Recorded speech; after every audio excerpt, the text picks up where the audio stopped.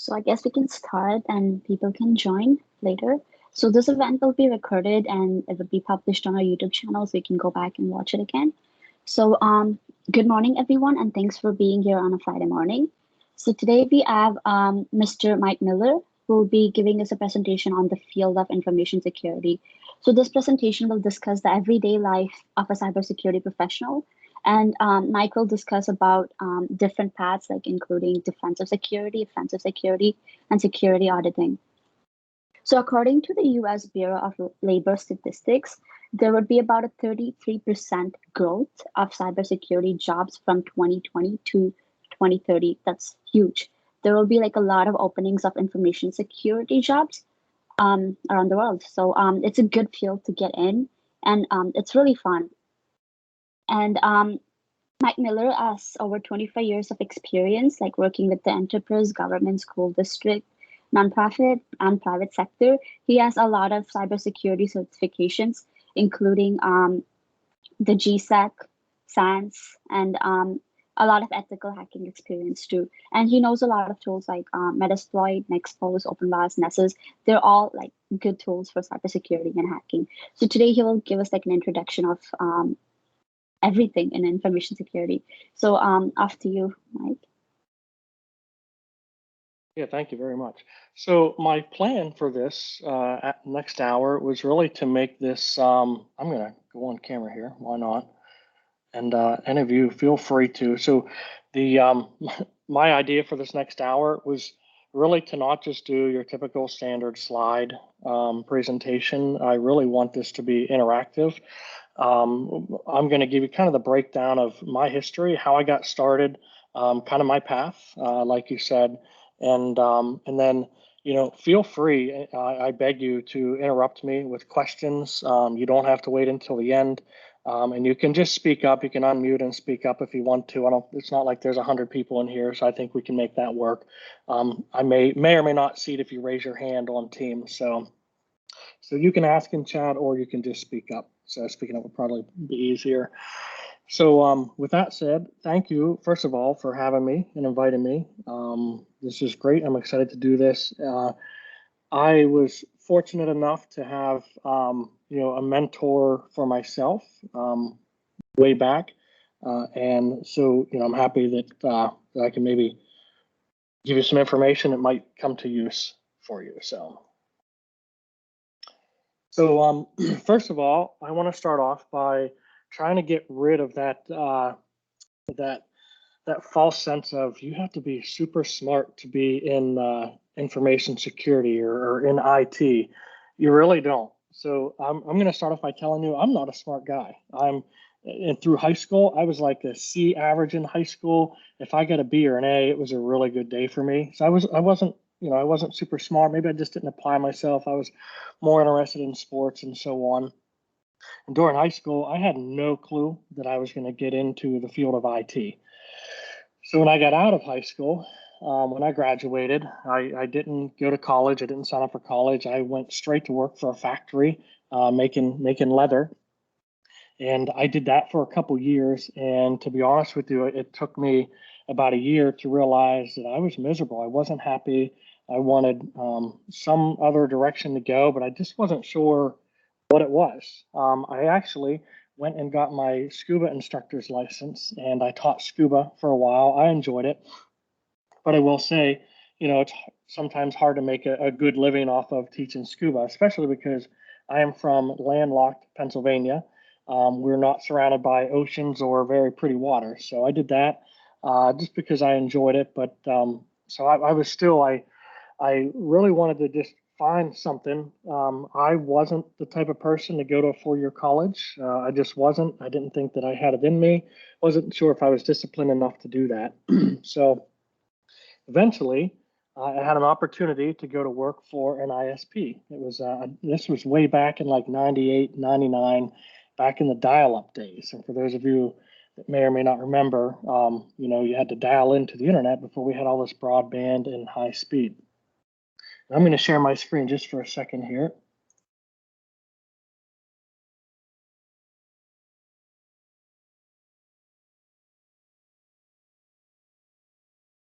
Okay, So you can probably see, can you guys see my screen? You see a little motorcycle there? Yeah, we can. Okay, awesome. So there's a story behind this. So I went to work for this dial-up ISP, and I had absolutely no clue what I was doing. And my method of transportation back then was this street bike. So my job with this dial-up ISP, internet service provider, was I rode around with a backpack full of these 3.5-inch floppy disks. And my job was essentially when a customer signed up for internet, I would go to their house and I would slip this disk into their computer, and it would configure their computer to dial into the ISP so that they had internet. And again, no clue what I was doing. If it worked, I felt like a superhero if it worked, because everything was supposed to be, just automatic. You put the disk in, you click the setup button, and it does its thing. When it didn't work, I felt like a zero. I wasn't sure what to do. I had to call corporate and so on. Every time something failed or that I had an error and I had to call corporate, I learned just a little bit more about maybe what I was doing wrong. And over time, it took me some time, but I thought, I kind of like this. I like computers. It seemed like it was a growing, it could possibly be a growing career. I didn't have schooling, but I was just trying to absorb everything that I could learn. So from there, I essentially went to work. I grew out of riding around, putting these disks into these customers' computers, into administering the servers that ran this ISP. So now I slowly became confident that that I could run these servers and so on. And so there was a lot to learn there. This was the beginning of Microsoft NT, beginning of Microsoft Windows period, and servers, Windows Server 2000, way back in the day. I'm dating myself. But I had to learn things about domain controllers and TCP/IP and just networking as a whole. I had to learn because I knew nothing about it. So I just, I try to absorb and ask as many questions as I could. And at the beginning, I was afraid to ask questions, but over time, I thought, if I don't ask, I'm never going to learn. So I just started asking. Then in about year 2000, end of 99, year 2000, the Melissa virus hit. And if you Google the Melissa virus, it was probably one of the worst early age viruses that come out. And it was just wiping systems flat. Our ISP went down, all kinds of problems. And there weren't really security programs in place back then. You would try to secure your servers as well as you could, but there weren't really standards back then, really to follow or that were really, spread across the industry as ways to protect your system. So I kind of had to learn security on my own for the most part, at least the beginning. And I thought over time, I thought, I'm slowly starting to learn this, but you'll learn in IT and in security. The more you learn, and the more there is to learn. Like, it's never ending. And I'll show you some of that stuff here in a bit. So my first true job in security was working for the FAA, doing intrusion detection. And if you know what this is simply sitting in what they call a SOC, which is a security operations center. And our job was to watch multiple screens and watch for what they call anomalies, watch for things that weren't normal. There was everyday traffic that passed through the networks of the FAA, and our job was to watch for something that stood out. And so I really got to learn the defensive side pretty quick. One thing that I kind of took a passion in learning was how to read network packets. So I know you guys are in training now or in college or taking courses, and I'm not sure how heavy they hit on network packets and so on, TCP/IP. But that was probably my first job where I really had to start learning that type of information. So I just kind of dove in. I got on YouTube, I learned as much as I could, and I did intrusion detection, the defensive side, for a couple years. Some tools that I learned. One of the main tools that I learned was Wireshark. So Wireshark, what it is, it's a network sniffing tool that lets you essentially read a packet. So when you go to netflix.com and you type it on your keyboard, there's a command that's sent from your computer to the internet and from the internet back.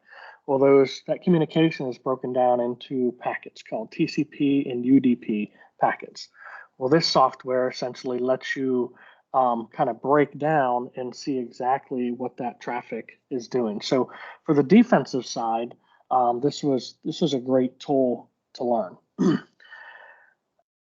So I did intrusion detection for a couple of years, and then I met a couple guys that did the offensive side. So they did offensive security, and essentially what offensive security is you're basically trying to act like the bad guy. You're trying to think like a bad guy or a bad actor, and you're trying to find vulnerabilities or ways to get into a network.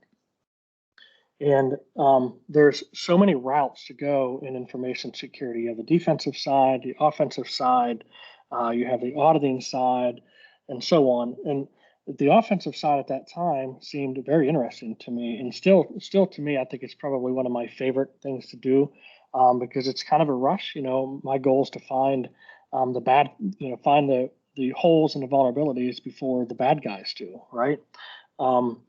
So I started doing what I could to learn that side of the field. And still, I had no real proper education. Back then, I didn't really have a lot of money to go and pay for that education and so on. So I just started setting up my own labs. So on the offensive side, you'll learn some of the main tools to use and feel free to write some of these down. So Nmap is a great tool to use. And so what it does on the internet, every computer that's hooked to the internet has so many what they call ports open on it, ports and services open. So Nmap is a tool that will essentially scan a computer to tell you what ports and services are open on that computer. And that's kind of your first step on the offensive side when you're doing penetration testing, is to understand what ports and services are running on a computer.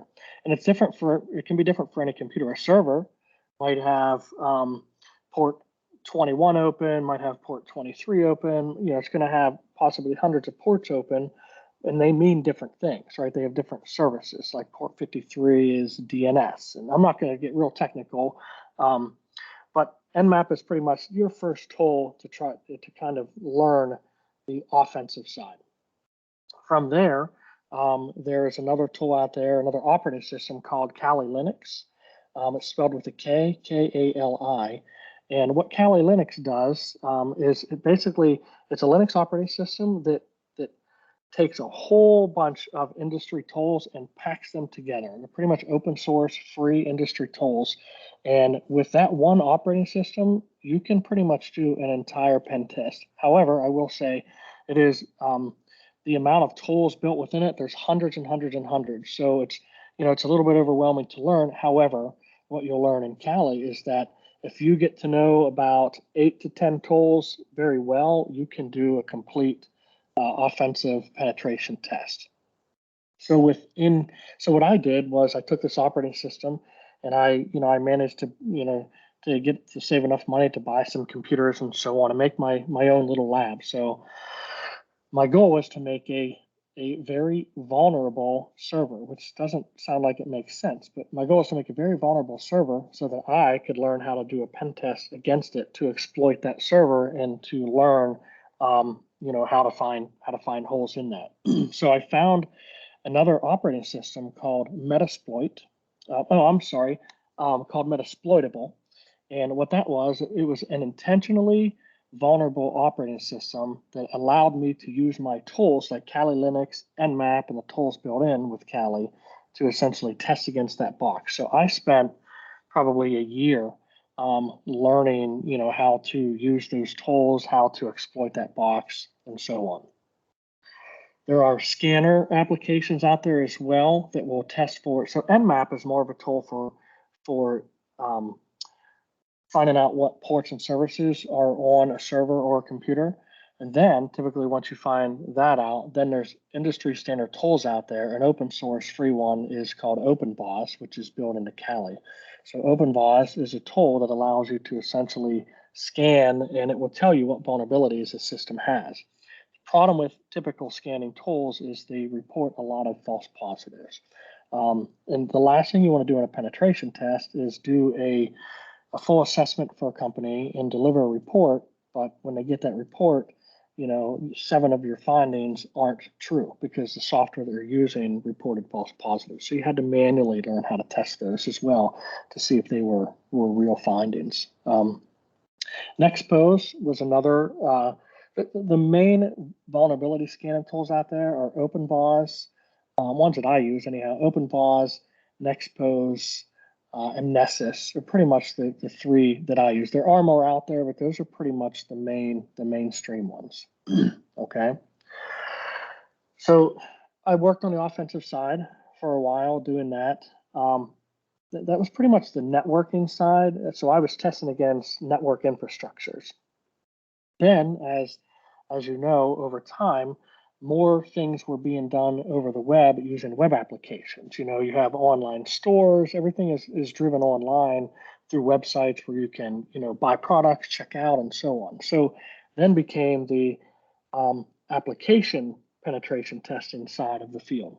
So on the application penetration testing side, you're essentially not using tools like Nessus and Nexpose and things like that. You're using tools like there's one that I use mainly. It's called Burp.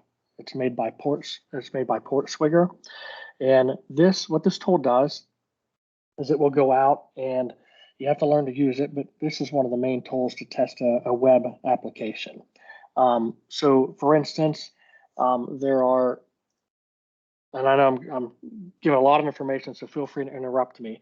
So this tool essentially tests against the OWASP top 10 as a start. What the OWASP top 10 is, OWASP is an organization that is community driven, that every year they update this list. These are the top 10 vulnerabilities that typical web applications have: broken access control, injection, insecure design, security misconfiguration, security log and monitoring failures, things like that. That's the top 10. The tool, however, will test against, thousands of different things, and you can also use the tool manually as well. So it's a great tool. So I will say on right now, and I'm going to talk about jobs here soon, on the offensive penetration testing side, the application testing side is probably one of the hottest markets right now for finding employment. It's crazy. It's through the roof. There are not enough people out there to fill these positions because think about it, everything now is just web driven. So, people need to be able to protect the assets that they have behind them, because some of these websites have databases behind them. These are tied to things within their organization. So if someone were to leverage a vulnerable website, they could potentially pivot to the inside of that organization, gain access to the database servers, possibly get, unauthorized credentials to be able to log into other things. So I'm going to stop just for a quick second and ask you guys do you have any questions? So I'm talking a lot, so feel free to just chime in. Can you hear me at all? Hello? Yes, I can. Yes. Okay, so I can kind of been following like some cybersecurity related subreddits, and there's a bit of a debate on the career paths, and so a lot of discussion on how the reason why there's such a shortage of cybersecurity people is because of the fact that essentially entry-level positions don't really exist, and like entry level into cybersecurity is either the IT help desk route, or I'm trying to remember the other, but there's kind of a debate between those are the 2 ways of getting in. And so that is kind of comment on that debate. Absolutely. This is one of my, and if you follow me, I'll share my LinkedIn profile with you guys. You can follow me if you want to. This is one of my favorite questions because I'm a real advocate for helping new people get into this field, and you're exactly right. So I'm trying to think where to start here because there's a lot to talk about. So first of all, here's what I tell people. When you're getting into information security, choose your own path. And what 8 or 9 other people are telling you, don't always take what they say, to heart. So it can be a hard field to get into, only if you're not a persistent person. So if you are persistent, you absolutely will get a job in information security. And I'll talk about the entry level positions here too. So one of the things that you're seeing out there in the network, my little network in LinkedIn, we talk about this a ton, is you have all kinds of companies out there. I mean, we're in a phase right now in our world that we've never seen, right? So everything, security is never going to stop. It is growing and growing and growing. And right now, there are it was predicted that about 3 million job openings or job vacancies would be happening this year. But overall, there are almost 4 million job vacancies right now. When these companies list their positions for opening, there needs to be like a change in mindset for these HR people, for these companies that are hiring, because what they do is they'll say, this is an entry-level position. However, for this position, you need 6 to 8 years experience. You need 4 certifications, because it's like they're trying to get someone that they can kind of pay maybe lower or at an entry-level pay, but at the same time get someone with a ton of skill. So, and if you look at the jobs, I typically just use LinkedIn to find work and so on. And there are so many job opportunities on LinkedIn job search, and you'll find anything from an entry-level position that requires 1 year of experience to an entry-level position that requires, I've seen entry-level positions say we require 10 years experience, and it makes absolutely no sense at all. Here's what I'll tell you. Right now, in this industry, if you can understand InfoSec or understand this industry and kind of how it works and gain as much knowledge as you can, you will definitely be able to pick and choose between the job that you want, and people are going to be fighting over you. So to get started in this industry, my recommendation is don't go cert chasing. I mean, I do have some certifications, but I'm not a cert chaser. And in my LinkedIn network, every day I see, and it's wonderful, but every day I see people getting new certifications and so on. But what you have now is this flux of people getting certifications, but they're very book smart. And the truth is, if you study hard for certification, you can get it, but that certification doesn't exactly back up or tell an employer how much experience that you have. It does show them that you're willing to put the work in.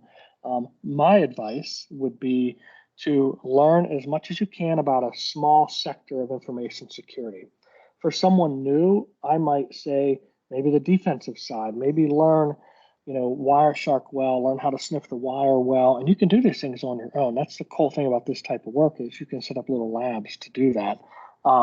If you're going to go to the offensive side, learn tools like Kali, learn Nmap, learn Nessus, Nexpose, learn as much as you can, so that you will definitely get an interview no matter how much experience you have. But when you walk into an interview, and I interview people all the time, when you walk into an interview, they're not going to care how many certs you have.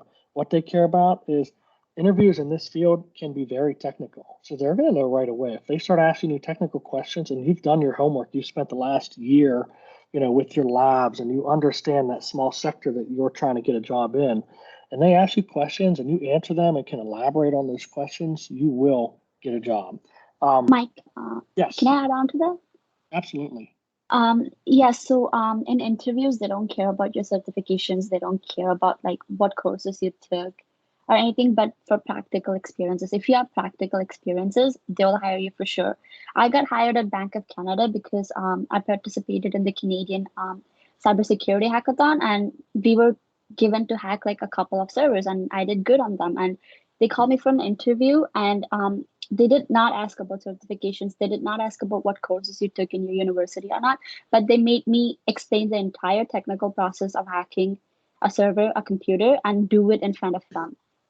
Yep. It's all about like what you do in the interview and your technical skills. That's all that matters. And you'll for sure get a job if you show them. You are exactly right. It comes down to your knowledge in your head. And it's weird because this is one of those fields where you have the potential to make, I don't like talking about money, but you have the potential to make an extremely nice living And the crazy thing is that I have friends that are lawyers and I have other friends that are doctors and so on. And it's, the frustrating part is these guys spent like 12 years, 14 years in college. And guys in the InfoSec realm that have been in it for a while are making just as much as those guys are. It's just frustrating for them. But this is a fantastic field. It is a one-of-a-kind field because, just like she said, it's just knowledge based, it's knowledge driven. And I can tell you, with all the different jobs I've had, I have never one time had to produce a certification to show them, not one time. What I do have to do quite often is go back and get my high school transcript because they want to see that I graduated high school. So yeah, do you have any other questions? Was it Dylan? Is that how you said that? Yeah, it's Dylan. Okay. Any other questions? Did I answer your question there?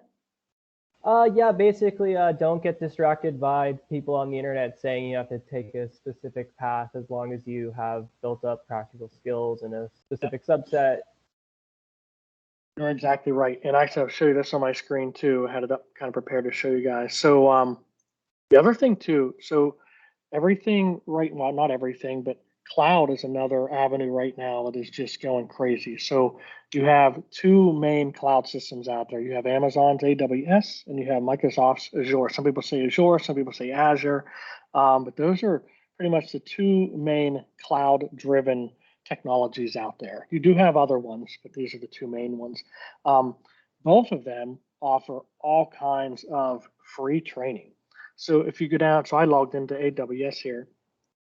If you go down through, there are so many different courses, and some of these are 40 minutes, 90 minutes, 2 hours, and they start, very, very high level cloud practitioner. So my recommendation is if you have the time and you feel like this is an avenue you want to go down as well, take some of these courses. And you can take some of these have a free certifications. Some of them you have to pay for the certifications. But if you're really certification driven, go after some of the stuff that's free. Don't invest a ton of money into it. If you land a job somewhere, you'll be surprised. A lot of them will pay for you to go get other certifications. So they love that. So this is AWS. They have an entire online portal. And then you have Azure, and it's the same thing here. They have so many different courses you can take. There's a 2-hour course, a 6-hour course. And here's what I'll tell you for this too. So when you're getting into security, the best thing that you can do is try to have an understanding of the big picture of technology, right? So I will tell you, I'm not a total expert in anything. So I'm definitely not someone who can code. I'm not a network engineer. I'm not a web developer. I'm not that. However, I can go into a meeting and I always tell people my knowledge is, maybe a mile wide, but maybe only a couple feet deep in a few areas. But if you can have a solid understanding of the mainstream technologies that are out there, then that will help you in the security side to be able to walk in and have conversations and then in the future test against them. So I'm not a cloud expert. I'm not an AWS cloud expert. I'm not an Azure cloud expert. However, I do have a really good fundamental understanding of them. And for testing, when as a pen tester, you do have to have an understanding of the infrastructure and how it works. So, I don't want to be a cloud engineer, but at the same time, I do have to have an understanding of the cloud so that when I'm testing against it, there's certain things that I have to know because I'm testing on AWS's system or I'm testing on Azure's system. So it's really good to learn as much as you can. The other thing too, and I see this a lot on LinkedIn, I'm in a couple groups, and even on a Facebook group, it's an IT support group. And you'll hear people kind of knocking other people because they took a job in customer end user support.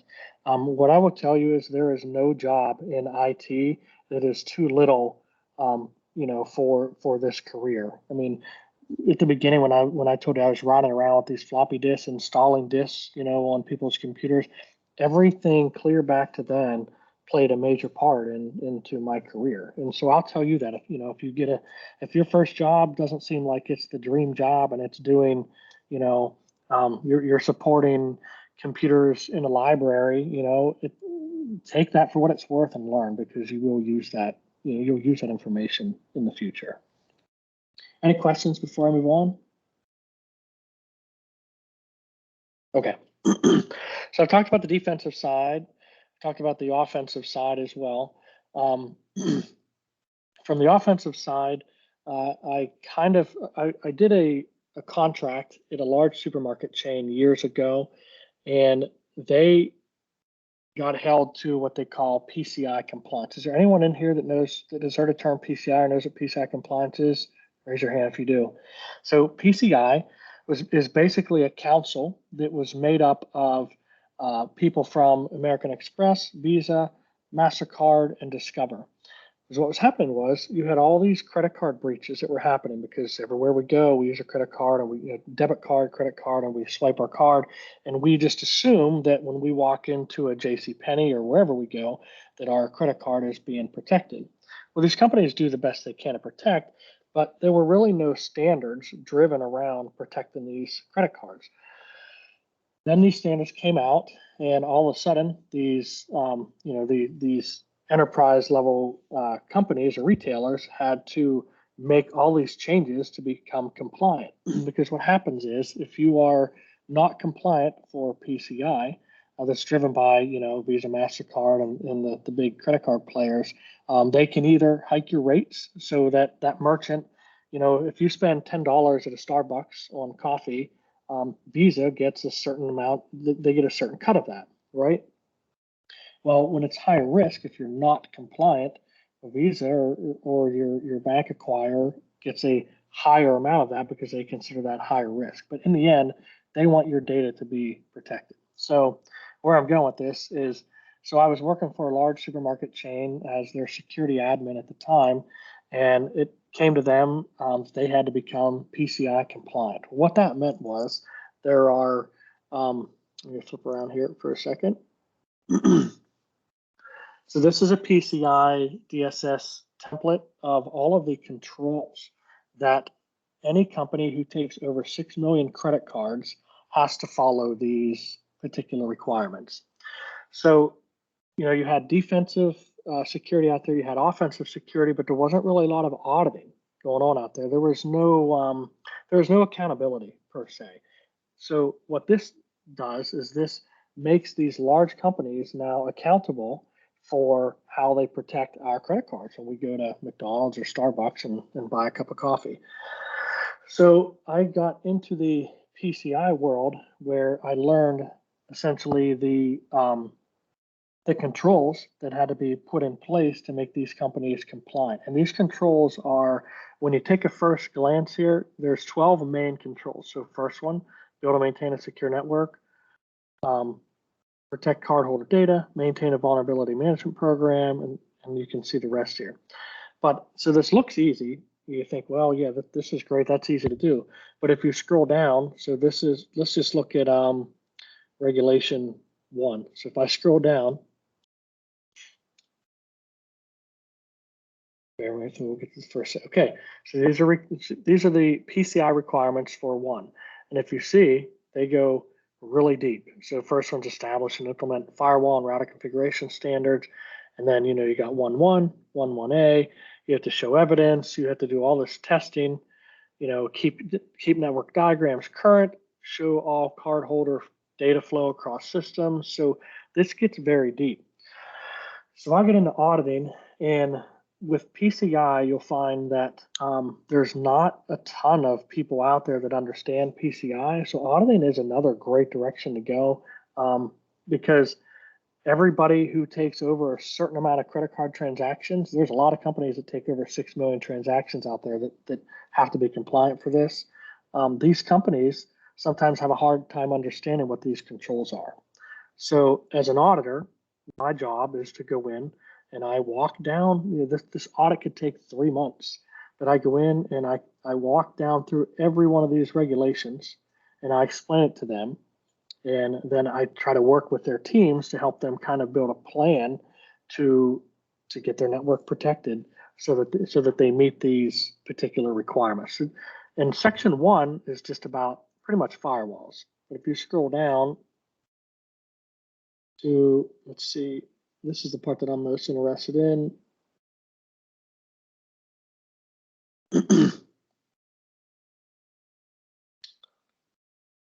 So section 11, this is 11.2, says, so these companies are required to run internal and external network vulnerability scans at least quarterly.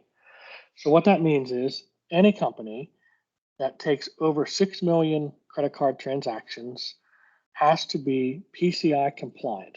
And they have to do this. This is not a choice. So any company that takes over 6 million credit card transactions has to have internal and external vulnerability scans at least quarterly. That's every 3 months. So that tells you right there the demand for people like us and people like you who are going into this field, where this is going. And this is just credit card compliance. You also have what they call SOC compliance, ISO compliance, NIST compliance, HIPAA compliance. And what you'll find is most of the, it's just called a framework. This is the PCI framework. But what you'll find is most of the frameworks are very similar. So learning one of these frameworks, NIST per se, this is a government framework, will really help you, because if you can understand this, I'll tell you right now, if you walk into an interview and you understand the NIST framework, PCI framework, and you can kind of talk about it, it'll really help you in this industry. I know I'm going pretty deep, but I just kind of want you to see some of the stuff that I kind of get hit with every day and the stuff that I do every day. So I work in this PCI realm almost every single day. So from there, I got into PCI auditing.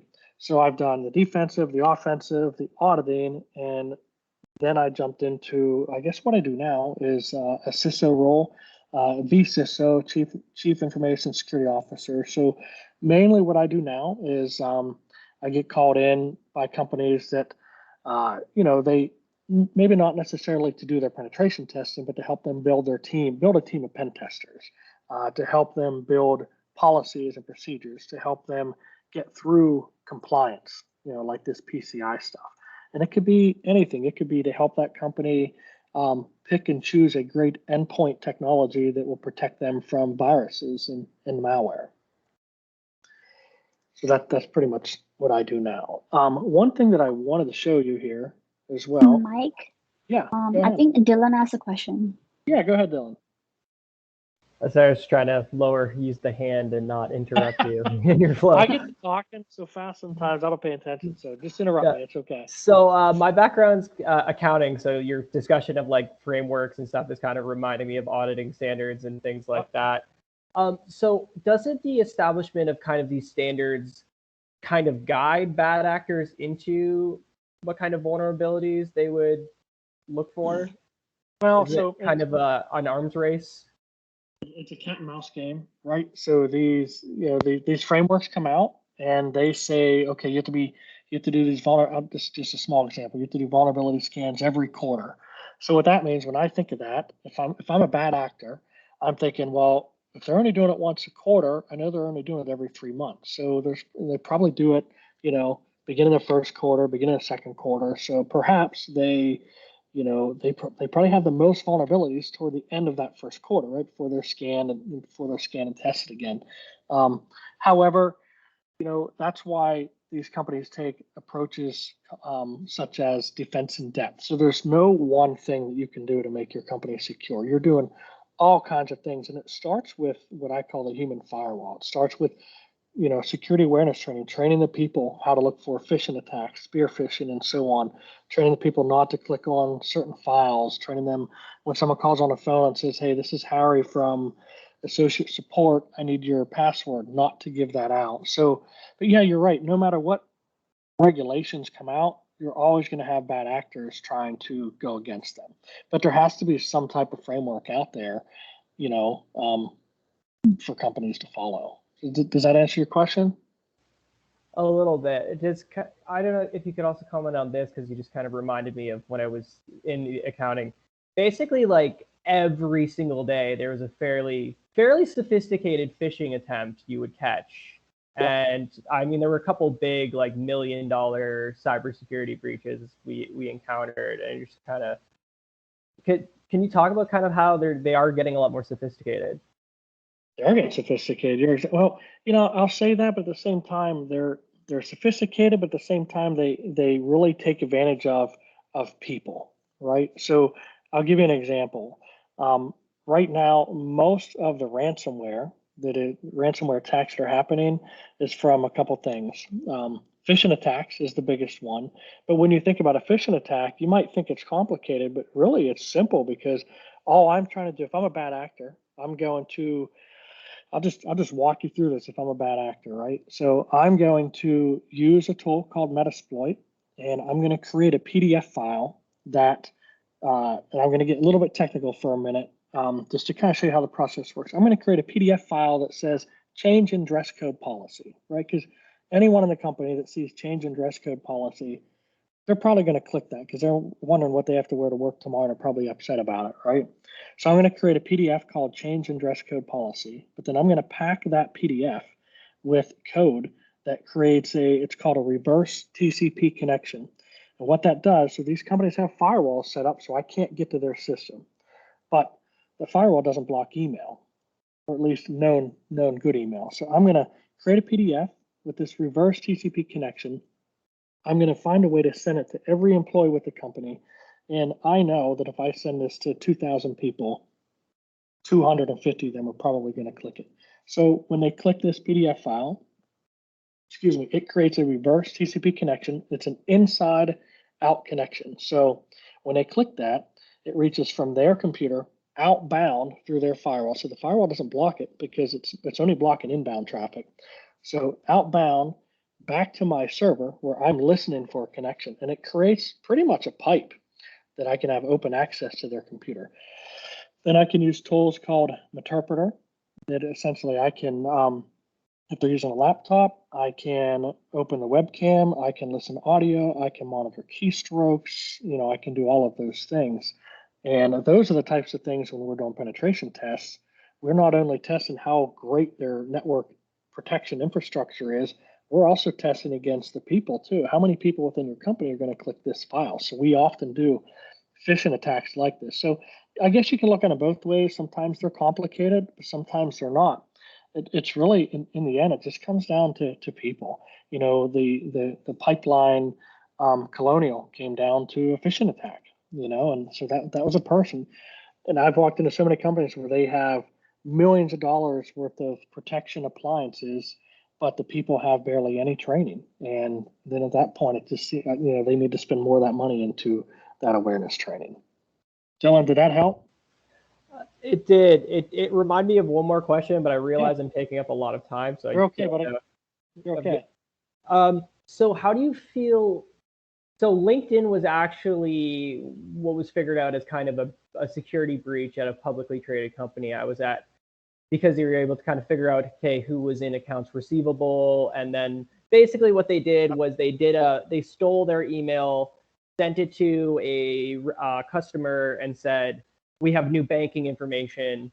And then it was like said the money was wired to a bank in China. And so how do you feel about, is there going to be a time where companies are actually clamping down on certain vulnerable positions being able to have LinkedIn? That's a great question too. So when I'm doing security awareness training for companies, and I tell them, so I'm not against companies having, their employees having a LinkedIn account, but the recon phase of a penetration test is typically when I'm doing that, I'm going to LinkedIn, just like you're saying, and I'm going to look up, let's say I'm doing it for, whatever company. I'm first going to find their IT guys, right?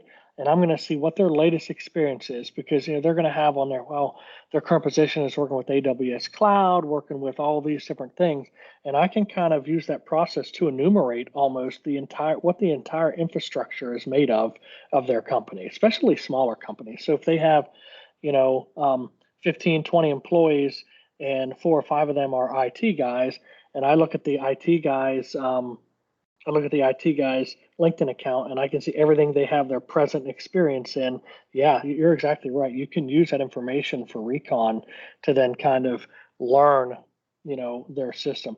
And the same goes with HR or positions like that, because they might you might find 2 or 3 people who work in HR, and you find their LinkedIn account, and they say, well, I work in QuickBooks or Peachtree or whatever they have, version whatever.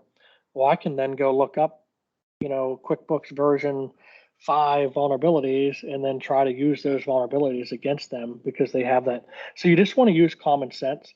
And again, you're right, it comes down to people making good decisions. I was on a penetration test years ago in doing a recon phase, and it was for a major city in the United States, testing against against their infrastructure.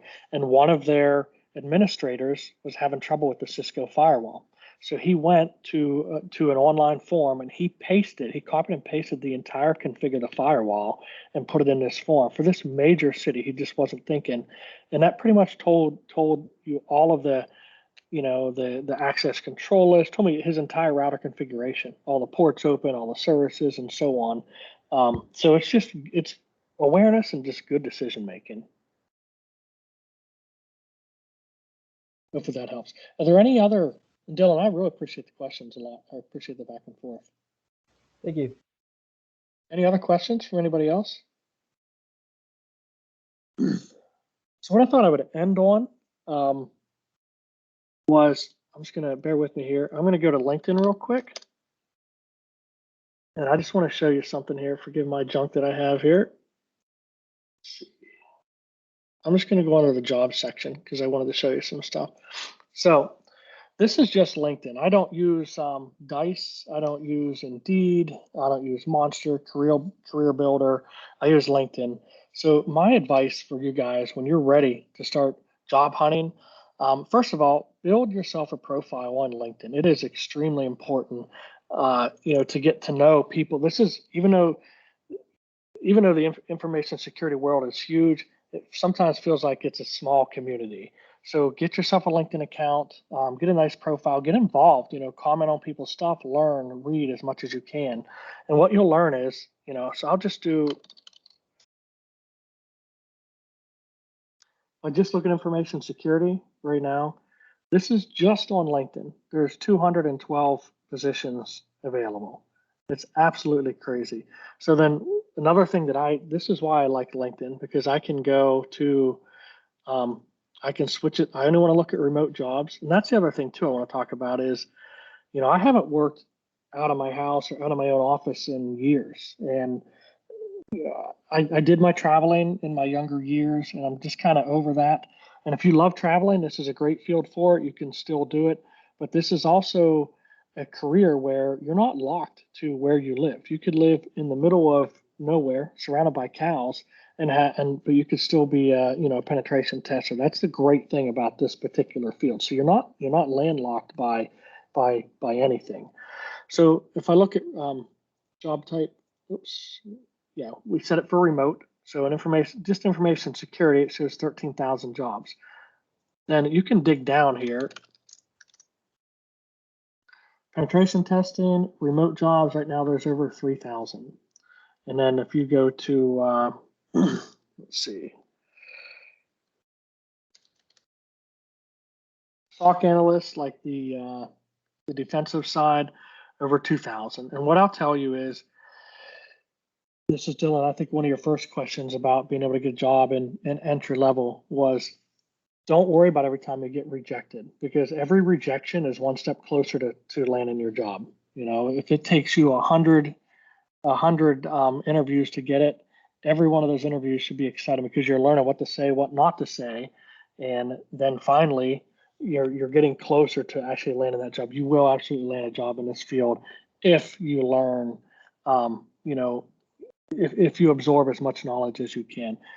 My opinion, you can go get those certs, if you want to, but put your focus on the knowledge, not the certifications. So I'll do this. I will paste in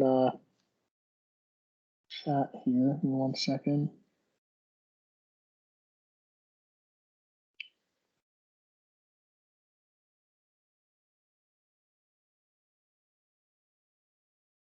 I am more than happy to answer any questions that you guys have, in the future. So, I mean, I love kind of being a mentor and helping, helping out through the way. So feel free to hook up with me there. And also, I don't have any opposition to if I know you're looking for a job out there and you have the know-how, and I see a lot of stuff every day, I'll certainly tag you in it or whatever and try to help you out along the way. So, yeah. So I've read a lot of books, did a lot of practical labs.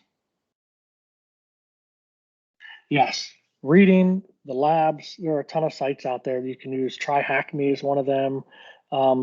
Get yourself a copy of Kali Linux and Metasploitable. They're free, doesn't cost a dime. And the other thing too is, so way back when, I went back in my journey, I had to save up to buy computers to build a lab. Now you can pay about $50 a month on Microsoft Azure and build yourself a nice little lab and access it from anywhere, not have to worry about hardware failure or electricity. And so my labs now that I use are now on Azure. So with that said, I don't have anything else. So feel free, we can end this with questions if you guys would like.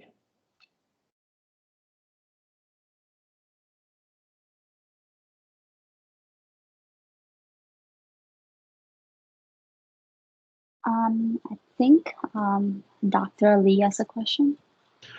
Yeah, you can just call me Ali, by the way. Okay. Ali, okay, go ahead. Yeah. So, are there any particular online conferences that you would recommend for people to just attend? Yeah, well, good question. So my first thing that I would recommend is getting on LinkedIn and building a small network there, and you'll see a ton of them. However, if you check out SANS, SANS.org, they always have stuff that's online. The other one is the OWASP Foundation, OWASP organization. One thing that I might recommend as well, and you won't miss any conference, is so if any of you are on Twitter, Twitter has another product called Tweetdeck, and it's a great tool for following hashtags. So I follow constantly InfoSec and cybersecurity hashtags, and you will see so much stuff on there, as far as conferences and stuff. Yeah, and I just want to maybe share a note. This was a very inspirational talk. I'm sure a lot of people may have made a career-changing or a life-changing decision based on your talk. So I just want to commend you for a great talk, and I really appreciate you sharing your knowledge with everybody. Thank you very much. Well, thank you. I appreciate that. I always wonder if I bore people when I talk. So no, the debate was great. I appreciate that so much. Thank you. Any other questions? One last thing, I'm going to do one quick screen share. I want to end on this to show you how cool this is. And I've been doing this for 25 years, but I still get really excited about what I do.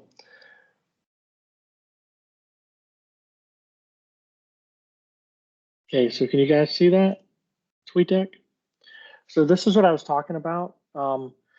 This is Tweetdeck. So this is me. I have an account set up. It's free. It's owned by Twitter. But as you can see, I follow certain hashtags. I follow cybersecurity, InfoSec, penetration testing. This is also great too. So I follow hashtag breach. And typically, this is the cool thing. I typically know about breach. With this, you can know about breaches about almost a week before they hit the news. Vulnerability, with the whole thing with Colonial Pipeline, I was trying to follow some stuff there. But there's just, these just kind of flip down through. And then I also, I follow a good many people on Twitter too. So these are always refreshing. But get yourself TweetDeck. Again, it's free. It runs great in Chrome. And just keep it up all day. And you'll just find yourself glancing at it. And of course, then you can click on any of this stuff and check it out. So really cool tool. With that, I thank you guys so much for the opportunity. I really appreciate it. And like I said, feel free to network with me on LinkedIn. I would love to kind of watch your journey and learn about each of you guys along the way. I was in your shoes once too.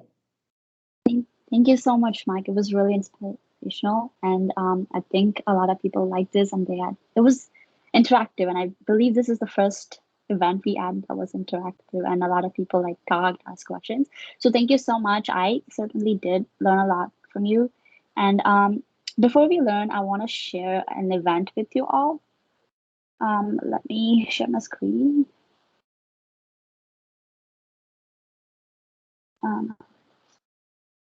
Sorry, I'm just, okay, can you guys see my screen? Yep. Okay, so there's gonna be collegiate penetration testing competition like in Canada and US as well. So our region, since we're from Windsor, Essex, we fall under the Durham College and region, so like around there. So there's going to be a competition November 13th, and they want University of Windsor to participate. Again, we participated last year. It was a really fun competition. You literally get to hack simulated company, and you'll learn a lot. It's a penetration testing competition. So if you guys are interested in it, no prior experience is needed. We'll train you guys, like we'll have training sessions every week to prepare us for the competition on November 13th. So I need 4 people like to participate in this competition. So if you're interested, message me on Teams or like on LinkedIn, and I'll set you guys up with the training and we'll practice for it. So it's a really good competition. You'll learn a lot, and there will be like a lot of recruiters there too. So it's worth like participating. And just message me if you have any questions.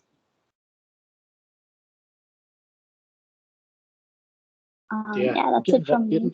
Get involved in that stuff, because all of that is, just ways to learn.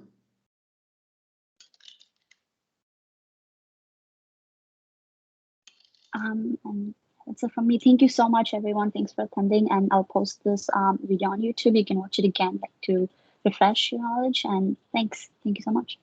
Thank you so much, Mike. And thanks for. Bye. Bye.